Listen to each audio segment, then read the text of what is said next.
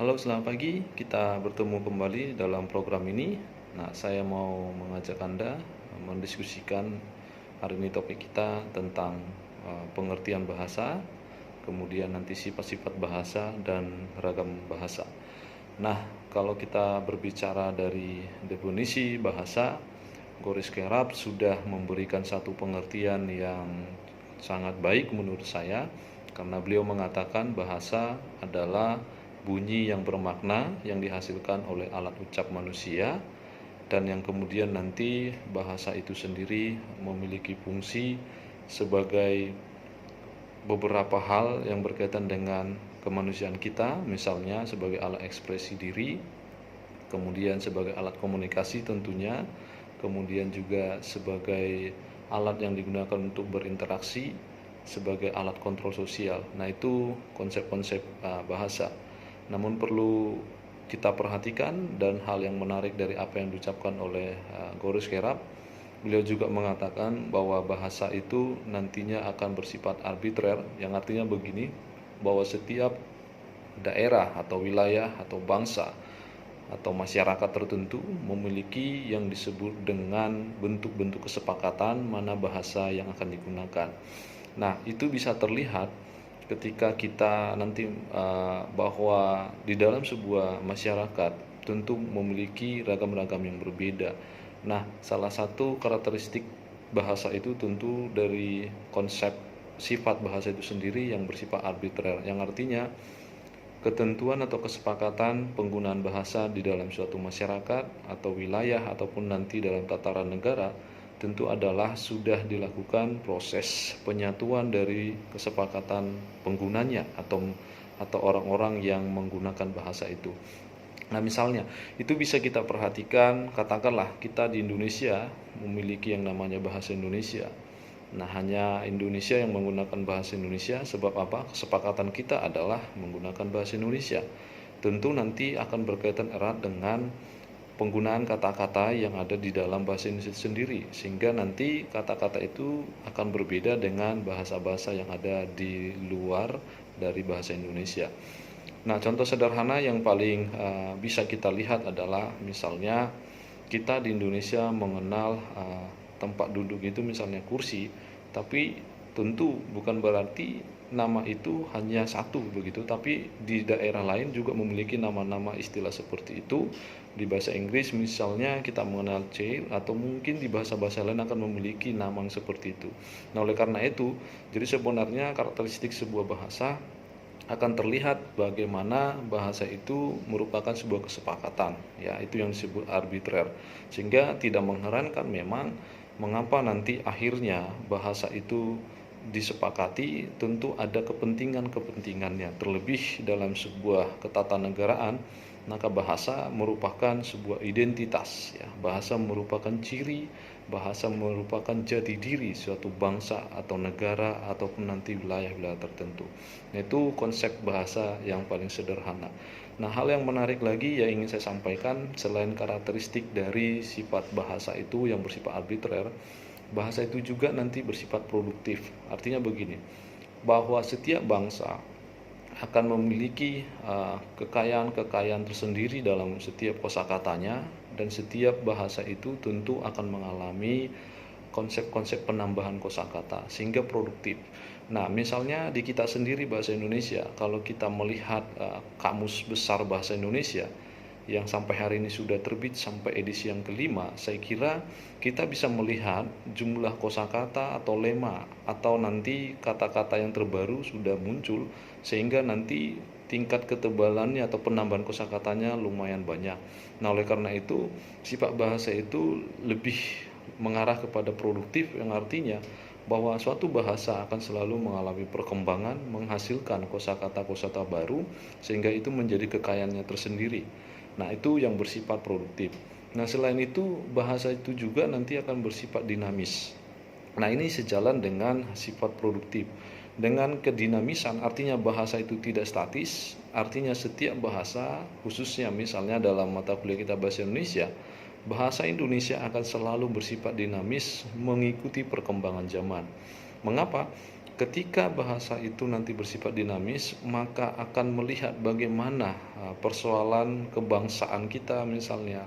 Nah, kalau Anda masih ingat ketika zaman Orde Baru akhirnya runtuh dan kemudian muncul yang disebut reformasi, banyak sekali kosakata-kosakata yang baru muncul di saat itu.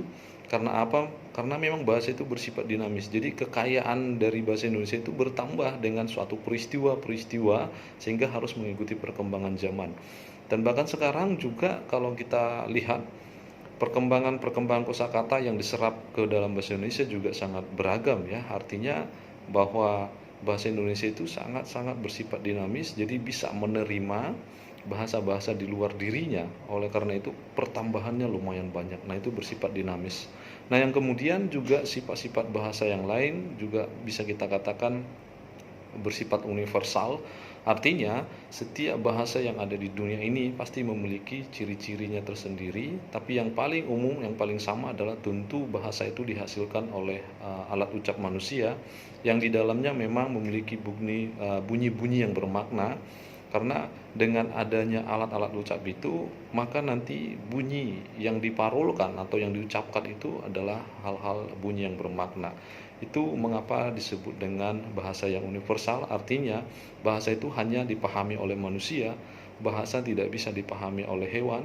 Sehingga kalau Anda mengikuti slide sebelum ini atau pertemuan sebelum ini, bahasa sebagai anugerah merupakan suatu kebanggaan tersendiri. Akhirnya Tuhan menganugerahkan bahasa itu hanya pada manusia, karena memang bahasa itu bersifat universal yang semua manusia akan tahu bagaimana memahaminya, tergantung nanti yang saya katakan itu apakah bersifat arbitrer atau tidak.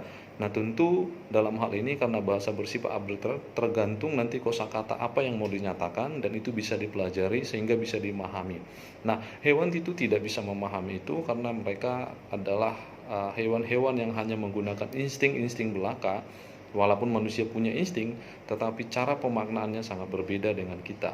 Nah, oleh karena itulah beberapa karakteristik sebuah bahasa. Nah, kemudian kita lanjut kepada apa yang disebut dengan ragam bahasa. Nah, ragam bahasa itu sendiri bisa kita katakan sebuah varian-varian bahasa karena memang proses penggunaannya atau pemakaiannya.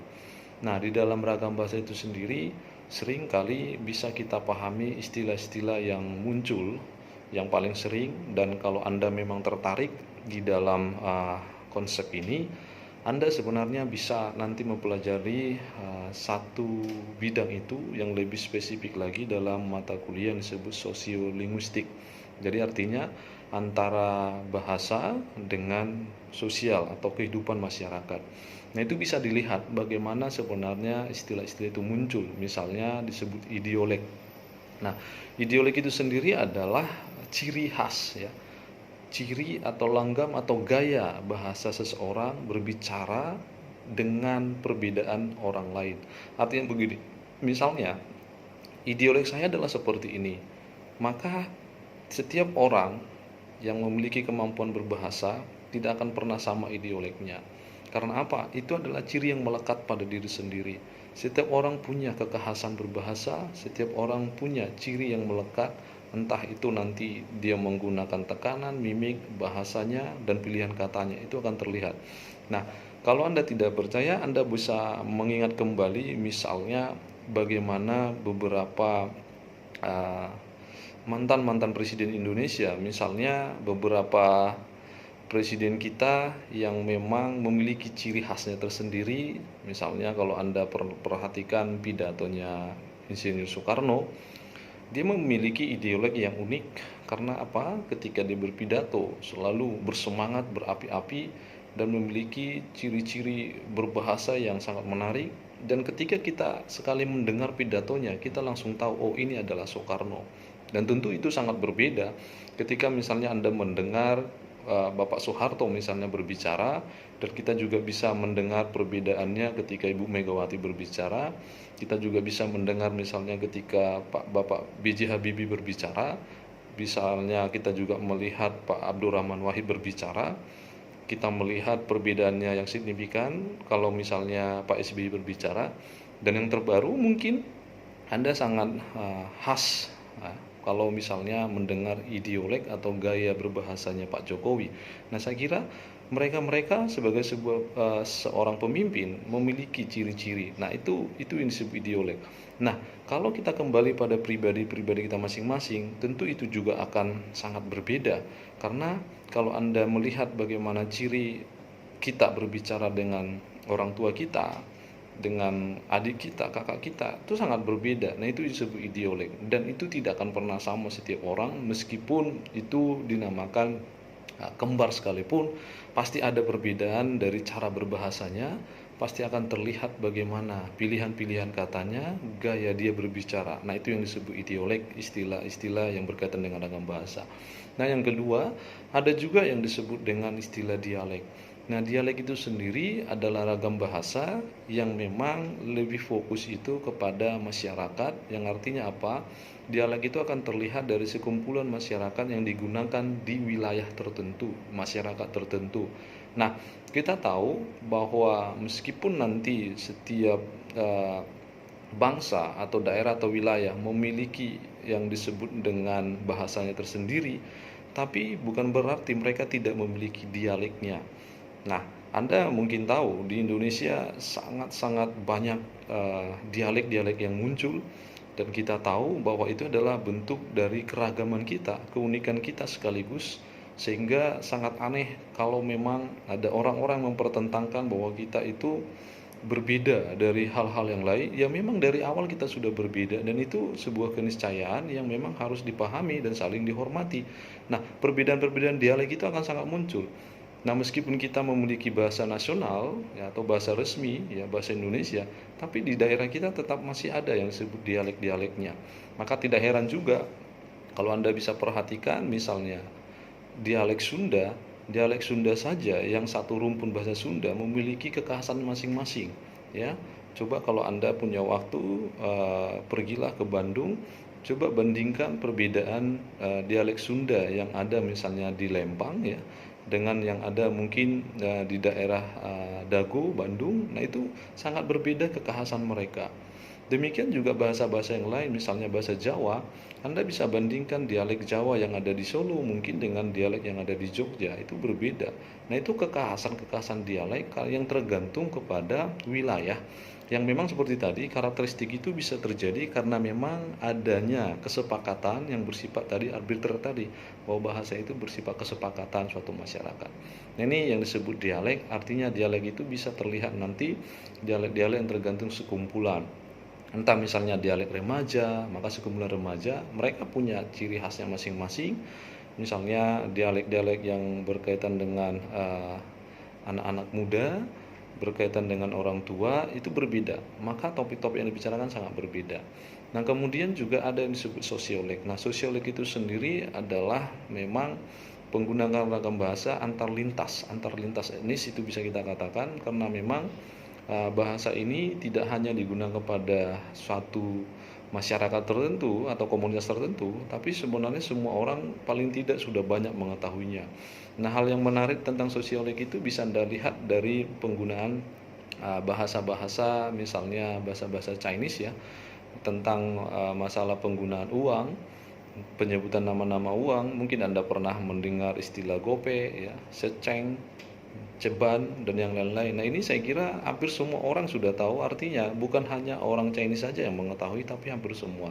Nah, itu jadi sosiologi itu bersifat lebih luas lagi kemasyarakatannya, penggunaannya pun lebih bagus, dan semua masyarakat itu mungkin pernah menggunakannya. Jadi sosiologi lebih luas lagi dari sekadar dialek. Nah, tentu muncul pertanyaan, apa yang melatar belakangi mengapa muncul ragam bahasa seperti yang saya katakan tadi. Nah, itu sebenarnya bisa kita lihat dari dua hal ya. Penyebab dasarnya secara umum ada dua hal yang menurut saya ini penting kita pahami. Yang pertama adalah faktor sosial tadi. Nah, faktor sosial misalnya itu terkait dengan tingkat jabatan kita, kesetaraan kita, kemudian nanti tergantung kepada gender kita, jenis kelamin misalnya, itu akan berbeda nanti ragam bahasa yang kita gunakan.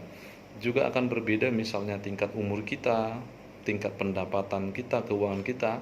Nah, itu bisa Anda perhatikan. Coba Anda bandingkan misalnya anak-anak orang kaya dengan anak yang desa.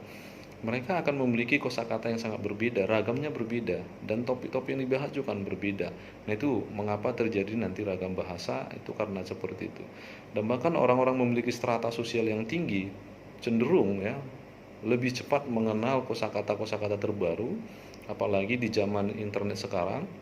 Kalau mereka punya akses yang sangat luas, mereka akan sangat mampu menambah kosakata-kosakata baru dibandingkan anak-anak yang tinggal di desa yang memang aksesnya sangat kurang dan terbelakang. Nah, ini bisa mempengaruhi bagaimana nanti ragam bahasa itu bisa muncul. Nah, berikutnya juga ada faktor situasional yang terdiri atas misalnya terkait dengan topik pembicaraan, kapan waktu dibicarakan, ya, kemudian siapa mitra tutur kita, teman bicara kita. Nah, tentu ketika kita berbicara tentang karya ilmiah, maka nanti ciri-ciri ragam bahasa yang gunakan tentu yang bersifat ilmiah. Saya tidak akan menggunakan misalnya ragam-ragam yang bersifat sehari-hari. Nah, itu mengapa nanti berkaitan dengan itu.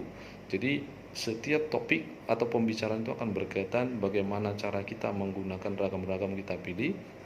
Yang penting ketepatan ragam-ragam bahasa yang digunakan pada kontekstual yang kita gunakan itu disebut ragam bahasa, yang lebih spesifik disebut laras bahasa. Nah, laras bahasa akan berkaitan erat bagaimana spesifikasi ragam bahasa yang kita gunakan pada genre-genre tertentu. Misalnya, Anda tentu bisa membandingkan bagaimana laras bahasa yang digunakan di dalam novel, dalam cerpen, ya, dan di dalam buku-buku ilmiah atau karangan-karangan fiksi yang lainnya. Itu bisa kita perhatikan karena ada keunikan-keunikan penggunaannya. Nah, itu berkaitan dengan itu. Nah, selanjutnya kita melihat jenis-jenisnya. Jenis-jenis ragam bahasa itu sebenarnya ada beberapa. Yang paling umum disebut ada ragam baku atau ragam frozen. Nah, ragam baku artinya begini. Ragam baku yang seperti ini artinya sudah memiliki kesepakatan secara umum dan itu sudah kaku, tidak bisa diubah-ubah. Ragam seperti ini bisa Anda jumpai misalnya di dalam penulisan kitab suci kita masing-masing, agama kita masing-masing, itu tidak bisa asal diubah-ubah karena itu memiliki ketentuan, ya, memiliki kesepakatan, dan itu merupakan ilham dari Tuhan kepada setiap agama yang ada di dunia. Jadi itu tidak bisa diubah-ubah dan itu sudah frozen, sudah kaku, artinya seperti itulah kondisinya. Ada juga misalnya dalam penulisan Undang-Undang Dasar dan itu sudah kaku, ya, tidak akan ada perubahan meskipun nanti ada pasal-pasal yang diubah, tetapi di dalam pembukaan itu sudah kaku, artinya sudah bagus, seperti itu konteksnya. Nah, ada juga jenis ragam bahasa itu kita lihat berdasarkan cara penyampaian atau medianya, yang sering kita sebut dengan ada ragam tertulis dan ada ragam lisan. Nah, berbicara ragam tertulis dan lisan, saya kira Anda sudah bisa memahami sangat mudah dengan konteks bahwa ragam tulis itu di kemudian hari baru muncul setelah adanya ragam lisan. Dan tentu perlu diingat antara ragam lisan dan tulisan itu sangat berbeda, ditambah lagi cara menggunakannya sangat berbeda. Jadi media yang digunakan sangat berbeda. Tapi bukan berarti nanti hasil dari ragam tulisan itu juga bisa diangkat dari lisan terlebih dahulu, yang memang pada dasarnya kita tinggal membuat transkripnya, ya, karena memang tulisan itu adalah simbol-simbol yang ditranskripkan dari bunyi-bunyi yang dilisankan. Nah, itu bisa, dan tergantung nanti kepada bagaimana kita menggunakannya. Yang penting kita harus bisa memahami bagaimana syarat-syarat menggunakan ragam tulisan dan bagaimana nanti syarat-syarat menggunakan ragam lisan. Karena nanti ada ragam tulisan itu bisa kita bagi-bagi lagi, apakah ragam tulisannya bersifat ilmiah, semi ilmiah, ya, non ilmiah, sehingga nanti jenis ragam ini juga dibagi berdasarkan sifatnya, ya, yang tergantung kepada bagaimana kita menggunakannya sehari-hari. Apakah nanti dalam kehidupan kita atau juga nanti dalam kehidupan komunitas kita, masyarakat, dunia pekerjaan kita, atau yang lain-lain. Nah, kemudian ada juga ragam bahasa yang terkait pembagiannya berdasarkan bidang-bidang tertentu. Nah, bidang-bidang tertentu ini akan terlihat bagaimana penggunaan genre bahasa kita, karena memang ketika bidang-bidang tertentu itu kan tidak mungkin sama, memiliki ciri coraknya masing-masing. Nah, misalnya kalau kita melihat ragam-ragam yang terjadi di Fakultas Hukum, maka mereka nanti sangat erat istilah-istilah hukum yang muncul, sehingga ragam-ragamnya tidak terlepas misalnya dari kata-kata undang-undang, keputusan, pasal, vonis, dan yang lain-lain. Nah, itu biasanya ragam-ragam yang sangat sering muncul dan itu memungkinkan karena apa? Bidangnya adalah tentang hukum. Nah, tentu ragam itu akan sangat berbeda kalau misalnya kita masuk pada bidang ekonomi misalnya, maka tidak mungkin kita akan mendengar istilah-istilah seperti vonis gitu ya, tetapi kita akan melihat misalnya ragam-ragam seperti neraca, mikro, makro gitu ya, kemudian nanti istilah-istilah yang lain seperti itu. Nah, di istilah-istilah bidang-bidang tertentu akan muncul, termasuk juga di bidang-bidang kedokteran, maka mereka juga akan memiliki istilah-istilah yang khusus tentang kedokteran ya, misalnya nama-nama medis, istilah-istilah penyakit misalnya, nama obat-obatan yang terkait dengan farmasi juga akan berkaitan erat. Jadi berdasarkan bidangnya, tergantung bidang apa yang dibahas, maka nanti ragamnya juga akan mengacu kepada arah sana. Nah, oleh karena itu, kemampuan kita menguasai bidang kita juga akan memunculkan ragam-ragam seperti apa yang muncul. Nah, kalau Anda sering melihat di televisi, tentu misalnya kalau ada seorang yang notabene adalah tentang TNI atau aparat keamanan, entah itu polisi, maka bidang-bidang yang terjadi ragam-ragamnya akan berkaitan dengan profesional mereka, sehingga memang tidak bisa dipungkiri bahwa ragam bahasa yang kita gunakan akan berkaitan dengan jenis-jenis itu. Nah, saya kira ini beberapa bidang-bidang yang perlu. Nah, tergantung juga nanti bidang-bidang kita itu pada situasional yang seperti apa terkait dengan dunia pekerjaan kita. Nah, ada banyak yang perlu kita perhatikan dari ragam bahasa. Yang penting sebenarnya bagaimana cara kita menempatkan ragam-ragam yang tepat sesuai dengan konteks-konteks yang kita gunakan dalam berbahasa. Karena jangan kita paksakan. Terlebih misalnya dalam bahasa Indonesia, kita mengenal istilah bahasa Indonesia yang baik dan benar. Yang baik itu seperti apa? Yang baik artinya ketika saya dengan mitra tutur saya berbicara menggunakan bahasa apapun mengerti, bisa dipahami, nah itu baik. Tapi dikatakan yang benar ketika misalnya kaidah-kaidah bahasa saya sudah sesuai dengan konsep ejaan. Nah, kita sudah dalam bahasa Indonesia kita mengenal ejaan bahasa Indonesia yang terbaru. Nah, oleh karena itu sebenarnya bagaimana kemampuan kita menggunakan ragam bahasa itu, apakah nanti ragam kita itu benar, apakah ragam kita itu baku. Nah, di dalam berbahasa Indonesia, baiknya berbahasa Indonesia kita harus menggunakan ragam bahasa Indonesia yang baik dan benar. Baik yang artinya bisa dipahami, bisa dimengerti, benar artinya sesuai dengan kaidah atau aturan-aturan yang berlaku dengan tata kebahasaan. Nah, saya kira ini yang perlu kita pahami terkait dengan konsep dari pengertian ya, sifat-sifat bahasa dan ragam-ragam bahasa yang kemudian nanti Anda bisa lihat penjelasannya lebih lanjut di dalam slide ya, di dalam PowerPoint. Anda bisa bertanya manakala nanti ada hal yang perlu kita diskusikan dan Anda boleh masuk dalam forum sehingga nanti kita bisa memahami lebih dalam terkait dengan topik kita hari ini. Saya kira demikian pertemuan kita kali ini. Semoga penjelasan ini dapat membantu pemahaman Anda. Terima kasih.